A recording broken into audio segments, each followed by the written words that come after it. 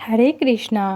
गर्ग संहिता के माधुर्य खंड में नारद पुण्य एकादशी व्रत की महिमा का गान करते हुए कहते हैं कि 10 मात के पक्षित वे 10 पुत्र के प्रिया 10 पक्षित तू पुरुष धरे न, अर्थात जो मनुष्य शुद्ध भक्ति भाव से एकादशी व्रत का पालन करता है वह अपने मातृ कुल की 10 पितृ कुल की और 10 पति के कुल की 10 पीढ़ियों का उद्धार कर देता है। हमारे सभी शास्त्रों में एकादशी व्रत की महिमा का अनेक गुणगान किया गया है और इन्हीं शास्त्रों में जब एकादशी व्रत की संपूर्ण विधि की बात आती है तो उसका एक अत्यंत महत्वपूर्ण अंग माना जाता है इस व्रत का पारण किस प्रकार से किया जाता है। कोई भी व्रत करने के बाद उनकी पूर्ण आहुति की जाती है जिसे उस व्रत का पूर्ण फल प्राप्त हो जाता है। एकादशी व्रत की पूर्ण आहुति अर्थात उद्यापन का कोई प्रावधान हमारे ग्रंथों में नहीं है, लेकिन एकादशी व्रत का पारण अवश्य किया जाता है। उद्यापन उन व्रतों का किया जाता है जो हम किसी भी भौतिक इच्छा या फिर उद्देश्य को प्राप्त करने के लिए करते हैं, लेकिन एकादशी व्रत परम भगवान श्री कृष्ण की प्रसन्नता के लिए और उनकी शुद्ध भक्ति भाव करने के लिए किया जाता है। इसलिए हम एकादशी व्रत का पारण उद्यापन करते हैं।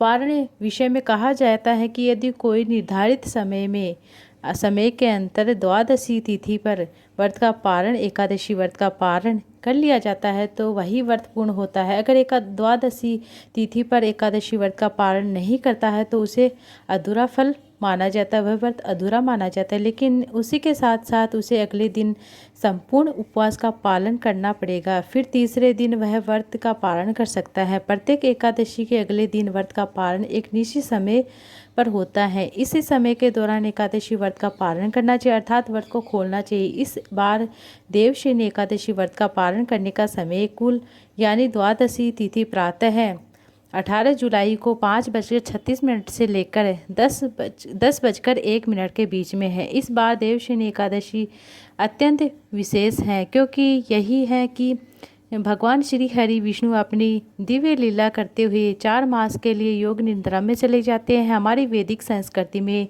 यह 4 मास जिसे हम चातुर्मास के नाम से जानते हैं वे अत्यंत महत्वपूर्ण होते हैं।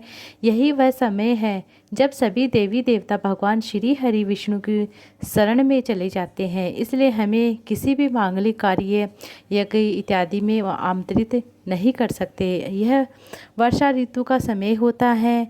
इस समय वैज्ञानिक दृष्टिकोण से भी देखा जाए तो यह अत्यंत सावधानी का समय होता है। इसलिए इन 4 मास में सिर्फ अपनी आध्यात्मिक साधना और प्रगति के लिए सुरक्षित किया जाता है। यह भक्त किसी भी देवशयनी एकादशी को चातुर्मास व्रत का प्रारंभ हो जाता है। कुछ भक्त पूर्णिमा से करते हैं चातुर्मास की कथाएं स्नान, इसलिए इस दिन से ही देवशयनी एकादशी के दिन से ही चातुर्मास प्रारंभ हो जाता है। आखिर इस देवशयनी एकादशी व्रत का पालन करने की विधि क्या है और संहिता में कहा है कि प्रातः हरि हम पूज्य उपवास समर्पित पारण कुराते व्रत सिद्धि हरि स्मरण, अर्थात प्रातः में स्नान करके परम पुरुषोत्तम भगवान श्री हरि विष्णु की आराधना करने के उपरांत व्यक्ति को अपना उपवास उन्हें अर्पित करना चाहिए। इस व्रत के पुण्य को प्राप्त करने हेतु व्रत के पारण के साथ भगवान श्री हरि विष्णु का स्मरण करते हुए एकादशी व्रत का पारण करना चाहिए। सर्वप्रथम एकादशी के दिन अगले दिन यानी द्वादशी तिथि पर प्रातः ब्रह्म मुहूर्त में उठकर अपने नित्य कर्म से निवृत्त होकर स्नान आदि से स्वयं को शुद्ध करे। उसके बाद श्री हरि विष्णु का पूजा मंत्र करे, पूजा पाठ करे। एकादशी के दिन भगवान की मंगल आरती करे, फिर उसी प्रकार द्वादशी के दिन आरती पूजा करे, फिर उनका दर्शन करें। उसके बाद तुलसी देवी की पूजा करें, तुलसी कथा सुने, तुलसी में जल अर्पित करें और कम से कम आपको 3 परिक्रमा अवश्य करनी चाहिए तुलसी द्वादशी के दिन। और तुलसी पत्र नहीं तोड़ते हैं, इसलिए यदि आपको भगवान को भोग लगाने में तुलसी पत्र की आवश्यकता है तो आप एक दिन पहले ही तुलसी पत्र तोड़ सकते हैं। अब तुलसी देवी के समक्ष बैठकर हरे कृष्णा मंत्र का जप करें, माला का जप करें। जब आपके प्रातःकालीन दैनिक पूजा कार्य हो जाए तो आप फिर भगवान को समर्पित करें, उसे अपनी क्षमा याचना और इस तरह से जो भी आपने भोग में भगवान के लिए तैयार किया वह भोग अर्पित करें। उसके ऊपर तुलसी पत्र अवश्य चढ़ाए।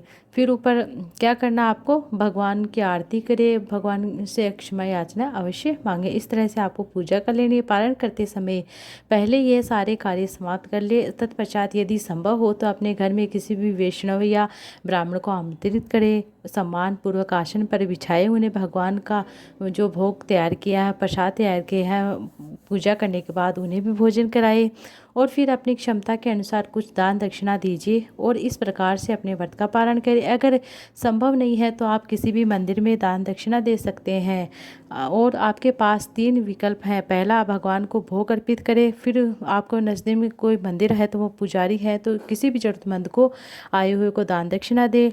और अगर आप भोजन नहीं करा सकते हैं तो कम से कम आसपास के मंदिर में जाकर कुछ दान दक्षिणा दे सकते हैं। फिर गौ माता को घास रोटी वगैरह खिला सकते हैं। अगर आपको लगता है कि इतना भी समय नहीं है आपके पास तो आप अपने घर में भगवान से प्रार्थना करिए, अपनी एकादशी व्रत के समर्पित कीजिए। और अगर कहीं भी ऑनलाइन दान हो रहा है तो आप वहाँ पर ऑनलाइन दान कर सकते हैं। इस तरह से आपको कर देना है।